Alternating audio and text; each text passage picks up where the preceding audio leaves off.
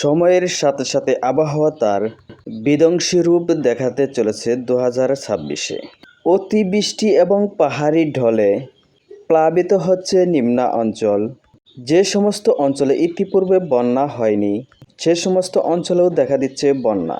শুধু বাংলাদেশ নয়, এশিয়ার বেশিরভাগ অঞ্চলেই দেখা দিচ্ছে বন্যা।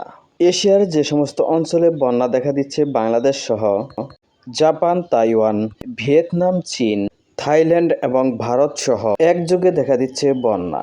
তবে মেঘ ও বজ্রমুট থেকে লক্ষ্য করা যাচ্ছে আগামী 24 ঘন্টায় বেশ কিছু অঞ্চলে হালকা থেকে মাঝারি, কিছু কিছু অঞ্চলে ভারী বৃষ্টিপাতের সম্ভাবনাও রয়েছে। এছাড়াও কিছু কিছু অঞ্চল মেঘলা থাকার সম্ভাবনা রয়েছে।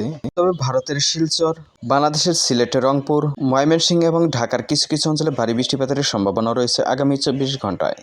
এছাড়াও আসামের কিছু কিছু অঞ্চল এবং পশ্চিমবঙ্গের উত্তরবঙ্গে পরবর্তী 24 ঘন্টায় সেম পরিস্থিতি লক্ষ্য করা যাচ্ছে।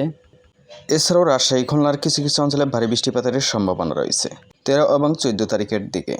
তবে আমরা এই মুহূর্তে লাইভ ট্র্যাকিং অনুযায়ী লক্ষ্য করতে পারছি আগামী 17 তারিখ পর্যন্ত বেশ কিছু অঞ্চলে বৃষ্টি অ্যাক্টিভ থাকার সম্ভাবনা রয়েছে। বাকি অঞ্চলে বৃষ্টি কিছুটা কমে যাওয়ার সম্ভাবনা রয়েছে। সেই সাথে 14 তারিখ পর বেশ কিছু অঞ্চলে ভারী বৃষ্টিও কমে যাওয়ার সম্ভাবনা লক্ষ্য করা যাচ্ছে। তবে সামান্য কিছু কিছু অংশে ভারী বৃষ্টি হতে পারে।